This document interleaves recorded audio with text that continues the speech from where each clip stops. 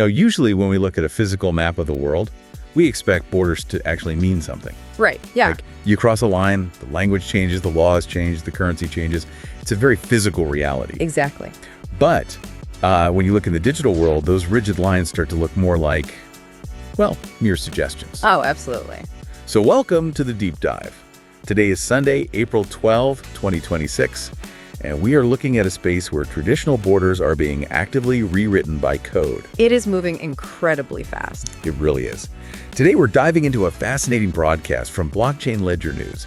We've got their show notes, their raw scripts, and a strategic SEO package they put together for an episode titled, "The Future of Policy: Will Regulation Accelerate or Hinder Adoption?" It's a great set of sources. Yeah, and the core premise, straight from their research, is pretty bold. They state that the tokenization of assets is no longer a fringe experiment. No, not at all. It is a global financial infrastructure. So our mission today is to decode the geopolitical power struggle happening right now over who gets to control that infrastructure. And the stakes here are astronomical. I mean, phrasing this as a global crossroads is essential for you listening, because when we talk about tokenization at this level, we aren't just talking about, speculative digital coins. Right, not just meme coins. Exactly. We are talking about moving real-world, value institutional real estate, sovereign bonds, traditional equities onto digital ledgers to achieve atomic instant settlement. Which changes everything. It does. And the question we have to answer today isn't some philosophical debate over whether regulation is inherently, good or bad. Right. It's about how different regions across the globe are weaponizing policy. Weaponizing it. Wow. Yeah. They're either using it to build massive momentum and capture the market, or they're using it to throw up roadblocks. So we are mapping the future of this technology through the lenses of law, power, and really intense global competition. Okay, let's unpack this. Because to understand this global race, we really need to look at the region taking the most structured, proactive approach to capturing the market. The European Union? Yeah, the EU. We have a scenario outlined in the sources where regulation actually becomes the catalyst for growth. The EU has really positioned itself as the prime example of this. Yeah. They have adopted what the source material calls the acceleration model. Acceleration. Right. Because the EU didn't wait for the market to figure itself out or to clean up its own messes.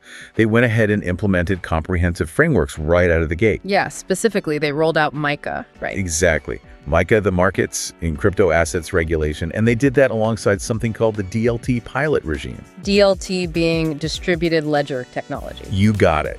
And if we break down the mechanics of that, they have essentially created a legally binding, highly predictable environment across dozens of member states simultaneously. But wait, I have to ask, doesn't building the highway first mean you might build it for the wrong type of cars? That is the big critique, yeah. Because it's like the build the highway first approach. The EU is laying down perfectly paved, brightly lit lanes with clear speed limits before the vehicles have even been finalized. Right. Isn't the EU risking locking themselves into a rigid regulatory framework that, the underlying technology is just going to completely outgrow in like 12 months? Well, that is the inherent risk of the acceleration model, but the EU actually mitigated it mechanically with that DLT pilot regime we mentioned. Oh, how So that pilot regime is essentially a sanctioned waiver system. A waiver system. Okay. Yeah, it allows financial institutions to temporarily bypass traditional trading and settlement rules. Like what kind of rules? Like the requirement to use a traditional clearinghouse. They waived that so these institutions can actually test instant settlement on a blockchain. So it provides the rigid clarity of MiCA for the assets themselves, but it gives institutional players a legal carve-out to experiment with the plumbing. Right, so they aren't just guessing what the tech will do. They are providing a legally safe environment for institutions to basically show them how the plumbing works. Exactly. Which is why predictability is the ultimate magnet for institutional capital. Yeah, that makes sense. I mean, think about it. When a massive financial institution, say some global asset manager, knows exactly what the rules are, they can calculate their risk. And when they calculate their risk, they can deploy capital. Precisely. They aren't spending millions of euros on retainer fees just trying to guess if their new tokenized bond is going to trigger a massive lawsuit down the line. Right. This proactive rulemaking is exactly why Europe is rapidly transforming into a premier global hub for tokenized securities. Which makes total sense from an institutional risk perspective.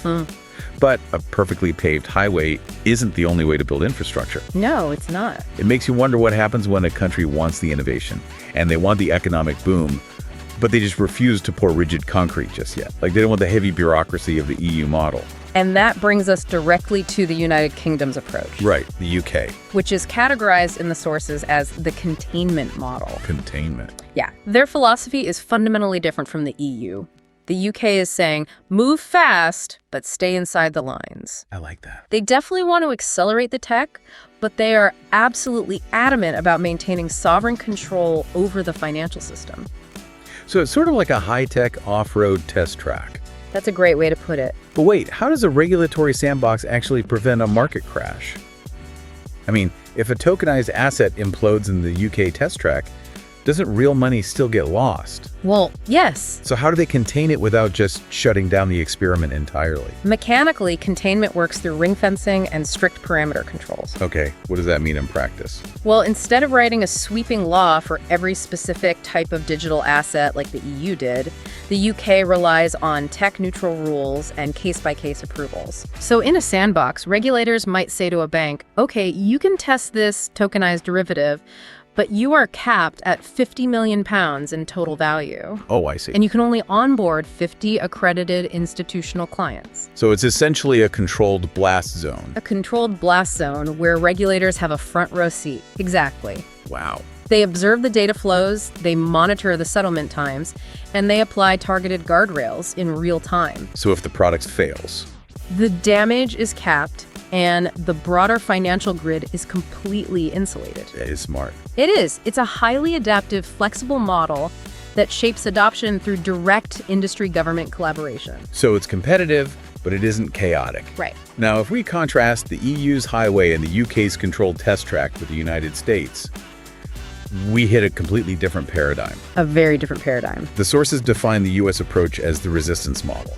And looking at the mechanics of this in the notes, the friction seems almost intentional. The friction is immense. I mean, the US does not have a unified framework like MiCA. Right. Nor does it have a cohesive, federally mandated sandbox like the UK. So what do they have? Instead, what you have is deep ambiguity, overlapping jurisdictions, and policy that is driven almost entirely by enforcement. By enforcement. Yeah, you have different agencies, primarily the SEC and the CFTC, essentially wrestling over the fundamental definitions of these assets. Like, is a tokenized piece of real estate a security governed by decades-old investment contract laws, or is it a commodity? And when nobody knows who is actually in charge or what the legal definitions are, the cost of doing business must just skyrocket. Absolutely. Because you aren't paying engineers to build better ledgers at that point. You are paying armies of lawyers to interpret warning letters from regulators. The capital drain is massive. This model slows adoption because it creates severe legal uncertainty. Right. It artificially inflates compliance costs, it discourages early-stage innovation, and it heavily fragments the market. The regulators in the US aren't explicitly passing laws to ban tokenization, but because the rules are applied retroactively through lawsuits, the practical effect on the industry is pure resistance. Okay, but I have to challenge this, though, because I hit a massive paradox in the source material when I was reviewing it. The RWA paradox. Yes. Here's where it gets really interesting. Yeah. We just established that the US model is fragmented, it's enforcement heavy, and it is incredibly expensive to navigate. Correct. Yet the source explicitly states that the US remains the largest RWA, meaning real-world asset market in the world. It does. By all traditional economic logic, the capital should be fleeing to the EU's perfectly paved highway, or the UK's collaborative sandbox. Why is the US still dominating the volume? It is a brilliant paradox, and the resolution to that paradox comes down to one overwhelming force. Which is? Pure institutional demand. Really? Yeah. The desire to achieve the scale and efficiency that tokenization offers is currently stronger than the regulatory friction in the US. So it's almost like fluid dynamics. Sorry. Like, the pressure of institutional capital in the US is so high that it's blasting through the regulatory dam anyway. Yes. The friction is heating up the water, meaning those compliance costs are just eating into profit margins. But the flow itself doesn't stop because the reservoir of capital is just too deep.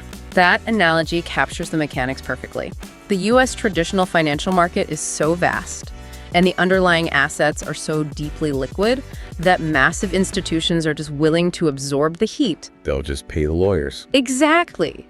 They're willing to pay the legal fees and navigate the ambiguity because the treasure on the other side, like instant settlement of U.S. treasuries, for example, is just too lucrative to abandon. So demand acts as a bulldozer. It does. But wait, if demand can just overpower all that regulatory friction, why do these different frameworks even matter in the long run? Well. Like, if the U.S. can just brute force its way to being the biggest market despite having the messiest rules, are we overstating the importance of policy? Not at all. If we look past the immediate trading volumes and examine the macro trends, it reveals the hidden layer of this entire discussion. Right. This isn't just about consumer protection or keeping retail investors safe. It is about raw geopolitical power. Right. Countries are actively competing to become the infrastructural center of global finance for the next century. So it's basically a global turf war fought with policy instead of tariffs. Exactly. The EU wants structure because structure attracts institutional stability. Makes sense. The UK wants innovation because innovation attracts top tech talent. And the US is basically relying on its massive existing scale to anchor the industry despite its regulatory mess. Okay, but while those three are playing their hands, there is a massive strategic shift happening elsewhere. Yes, there is. Right, the quiet contenders. If you look at the global chessboard, the sources highlight a deeply strategic move happening in Asia. Singapore, Hong Kong, Japan.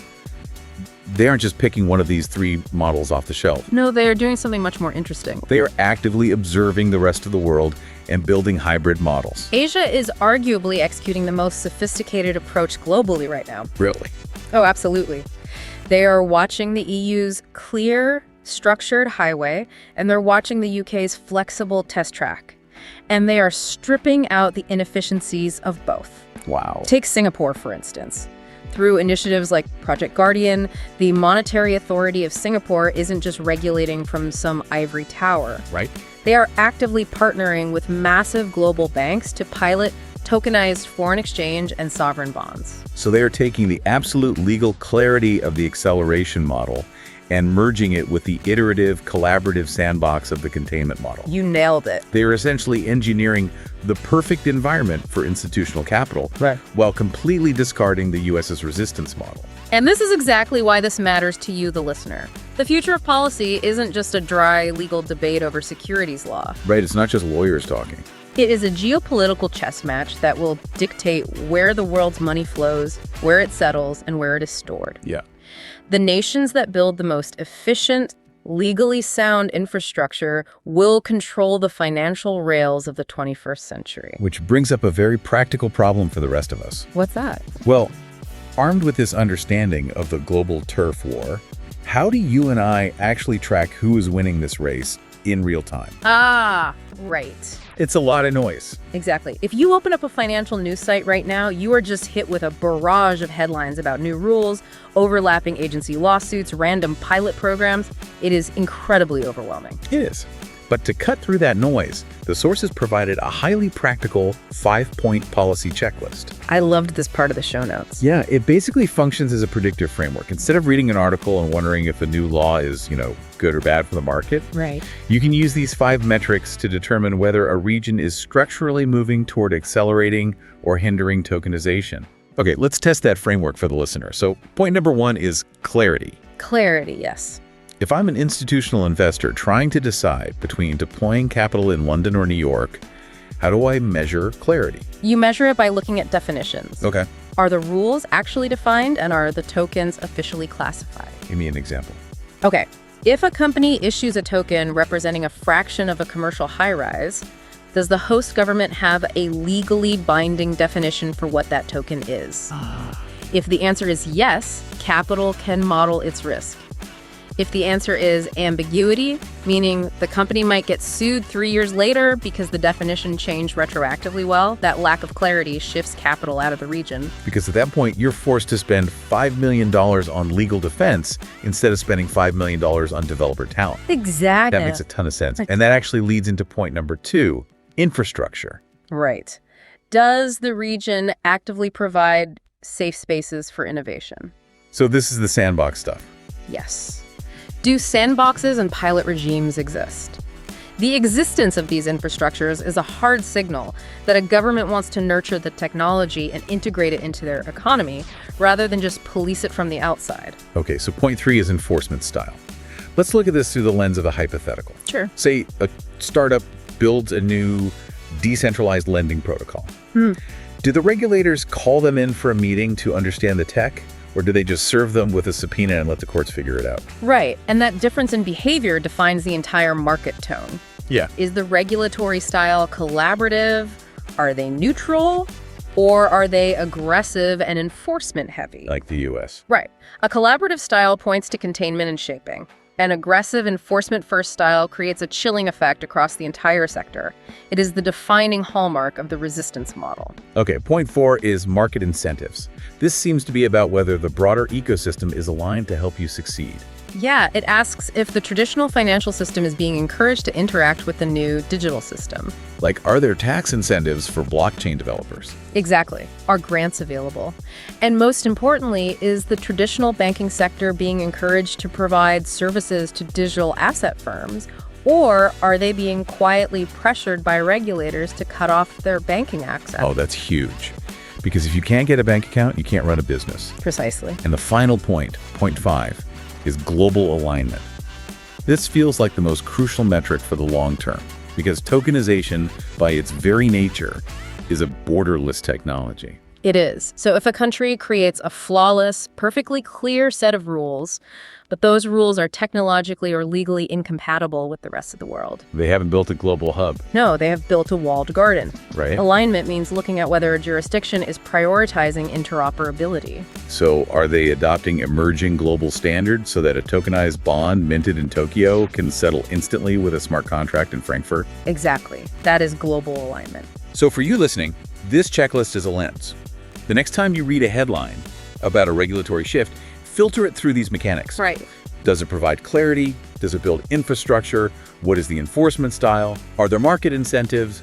And is there global alignment? Based on those answers, you can accurately predict whether that country is building a highway, setting up a test track, or planting a messy jungle of resistance. It really turns the daily noise of the news cycle to a highly actionable signal.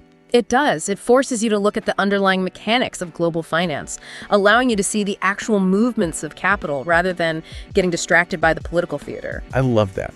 So when we synthesize all of these moving parts, the EU's bureaucratic but clear highway, the UK's ring-fenced test track, the US's brute force demand overpowering its own regulatory friction, and Asia's sophisticated hybrid rise, plus this 5-point predictive checklist. It's a lot to take in. It is. But we arrive at the ultimate takeaway from the research, and that is, regulation isn't destiny, it's a negotiation. And we really have to acknowledge the definitive claim the sources make about the technology itself. Yeah? Tokenization is simply too efficient, too structurally sound, and too economically compelling to be stopped. You cannot put that genie back in the bottle. No, the ability to remove intermediaries, settle transactions atomically, and unlock liquidity in historically illiquid markets, it is a paradigm shift. Right. And that technology will scale. The only question left is which nations will capture the economic benefits of hosting that scale. Which leaves us with a truly fascinating and perhaps slightly unsettling final thought for you to mull over. Okay. If tokenization is truly an unstoppable, perfectly efficient financial infrastructure, and if regions like Asia are actively building interoperable hybrid frameworks to accelerate it across borders, what happens to traditional national economic dominance? That is the big question. Right. If the core infrastructure of global finance becomes completely borderless, settling outside traditional legacy systems, will the nations that stubbornly cling to the resistance model wake up one day to find that the future of finance simply built a highway around them? That is the ultimate geopolitical risk, and exactly what makes this space so critical to watch right now. Keep filtering the noise, keep looking for the signal, and keep questioning the frameworks around you. Thanks for joining us on this deep dive.